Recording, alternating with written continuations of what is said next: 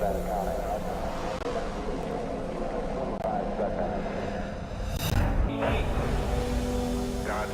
John Glenn.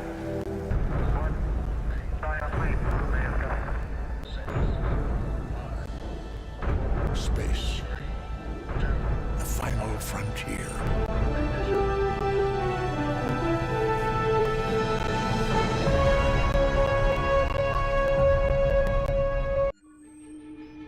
Ready for warp, sir. Let's punch it.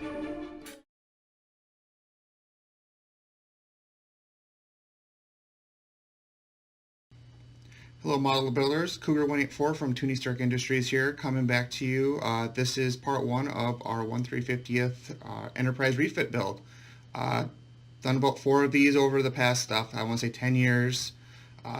This one is going to be my final one as far as what I have planned right now.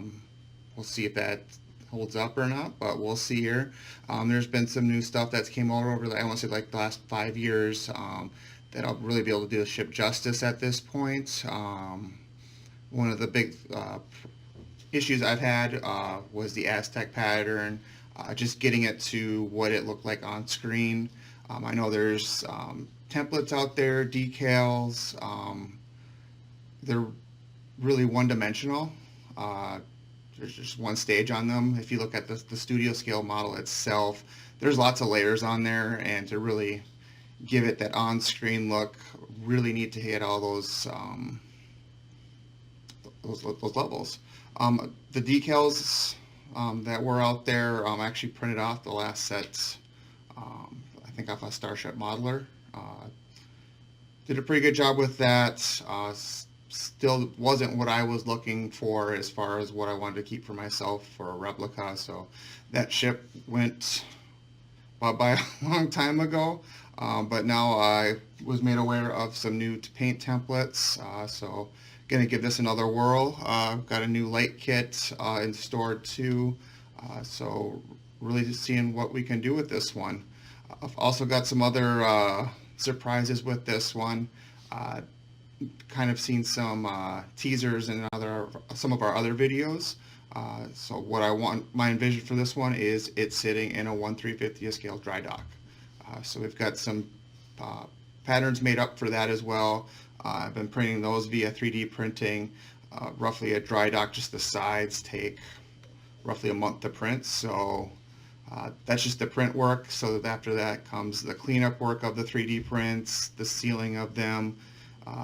With conventional 3D printing, there's a grain, so to speak, that needs to be taken care of. I've seen people use primer, fillet sand it. Might look okay right up front, but that stuff I've always seen shrink back. Where the Star Trek Industries part came from was actually 3D printed full-size Iron Man suit. Took care of that issue. Took a lot of time, a lot of sanding, epoxy cleaning up. Just a lot of work.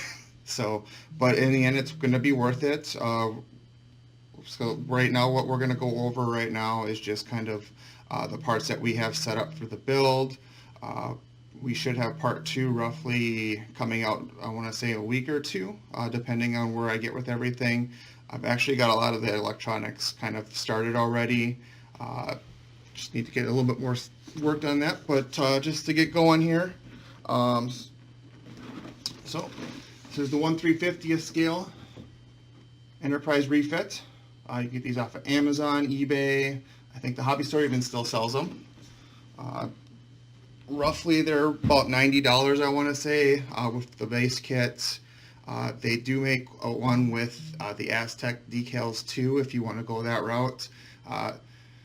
Like I said, to get the on-screen look, I find that you need to paint it. It is what it is. Fortunately, that means it's got to be perfect all the way through. So, I mean, if you're gonna layer it up 5 layers, it's got to be perfect from layer to layer. Can't have paint peeling up. It's gonna be fun. So, kind of the add-on parts that we got here. So The electronics themselves, I just hooked up some speakers here to test some things out. This is the Tenacontrols Refit board, the all-in-one, so it does the like all the nav lights, the strobe lights, the interior shuttle bay, the warp lights, the impulse engines, the deflector. It'll switch over. It's got the tracking lights on the shuttle bay itself. It actually has all those spotlights too built into the circuits. And what Tenacontrols did is they have it timed. So if you watch the motion picture, it all starts up with the same light sequence. He took time to get the timing right on it, perfect. So what we're going to be looking to do is get a board made up too for the dry dock.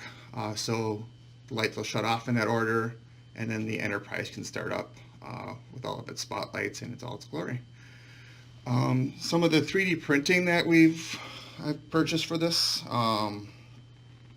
did a little bit to myself. The impulse engine. This is through HDA Model Works. He's 3D printed those. Those I know are in stock right now. His impulse or the warp grills, those are out of stock, and I believe he's got a new bridge too that's supposed to be more accurate. Right now I've just got the stock one on there, so we'll see what if he's got any more that come available while I'm doing this build. Some other parts that were 3D printed. These you can get through Cameron Decals. He's got, well, what these are is they section off the lighting for each of the sections, so you don't have any light bleeds. So besides light blocking the kit, so light doesn't pour out through the seams. You don't want your light mixed with other lighting. So in here, that's going to switch from yellow to blue, RGB LED, but you don't want that mixing in with the red LEDs pouring in from the impulse engines. So this section goes off. He also does have for the underlighting sections for that. The main lighting on the saucer top itself actually made up some patterns. Let's see where I got those. But I traced those on underneath, and then I'll have to find those later. But how the spotlight's achieved is LEDs are coming right through the plastic. What I'll be doing too is light blocking just the seam, because some things I've seen on other builds is how the light leaks through the seam. Just doesn't look right, but if just the seam itself blocked somewhat, it should create more of the illusion that the light's coming from here versus underneath. But Cameron Decals, he has these LED boxes. You can order it right through his website.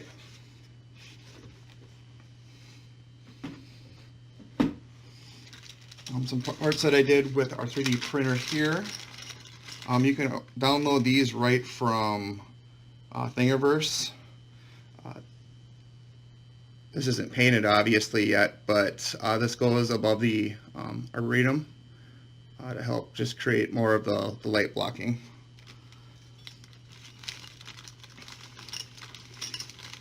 And then these are really nice. So this will help with, this is going to be really hard to zoom in on here, but just to light the entrance to the shuttle bay, just those parts that you're seeing cut out there have the blue that should be coming through there, and everything else should be painted. This should channel the light perfectly the way that the ship was intended to be used. And then the other part, what these are, they'll go around the deflector dish. Those small, sorry there,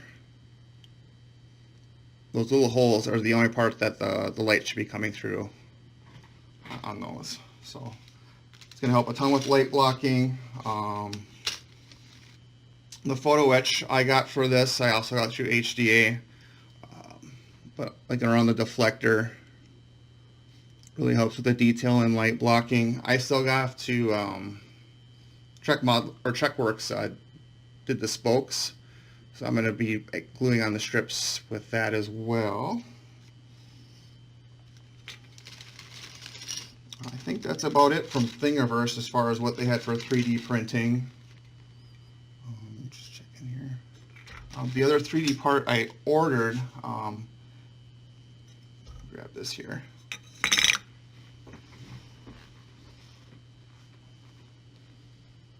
Now this wasn't available for download, so I couldn't print it myself.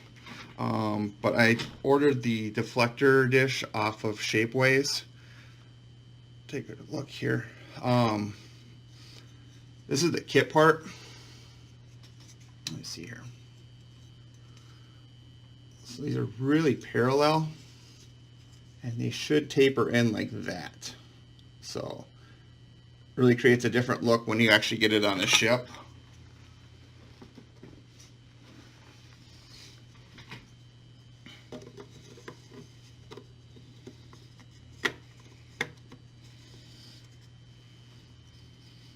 It should really follow those contours.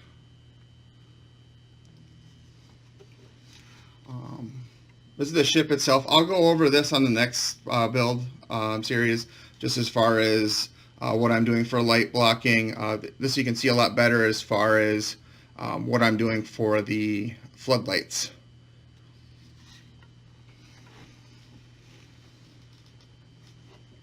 I also have some structural supports that I added in there too, so like I said, I'll go over that in the next actual build video that I do on the refit.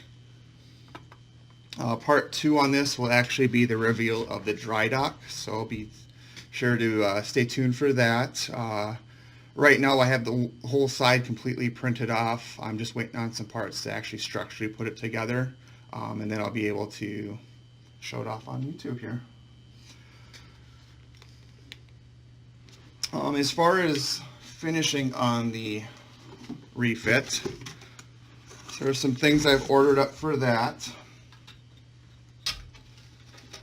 Mass Designs has the multi-layer Aztec templates.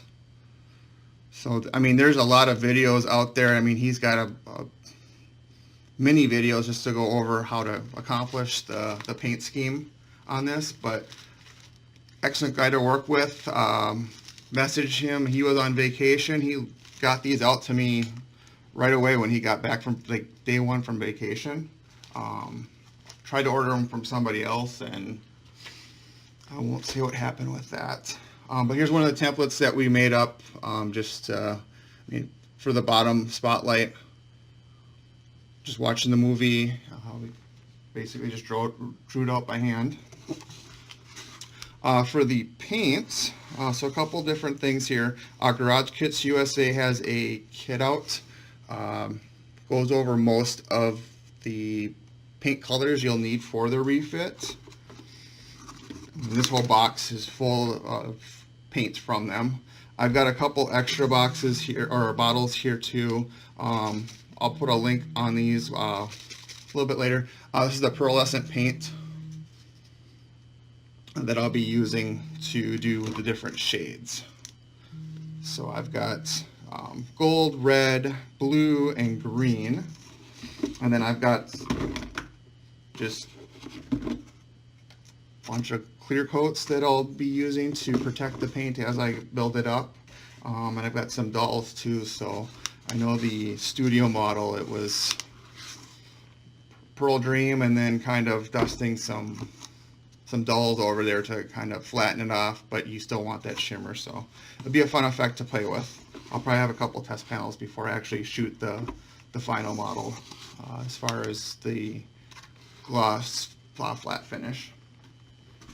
But I'll go ahead and I'll put links to below of where I've purchased all of these fun items that you'll need for a build for yourself. Last little teaser. So this is just one of the panels that we have fresh off the printer for the dry dock. So the brass tubing is going to be going in to hold the light panels in here. This one's not cleared off yet, but these do open up on the inside, so it'll hold all the light housings. And then I'm going to be looking at getting some acrylic sheets cut off with the imprint that's you'd see in the movie. If you guys got questions on anything that you'd like me to go over on a future video, be sure to comment below. Be sure to subscribe too. I'll love to hear what you guys are thinking. Happy building.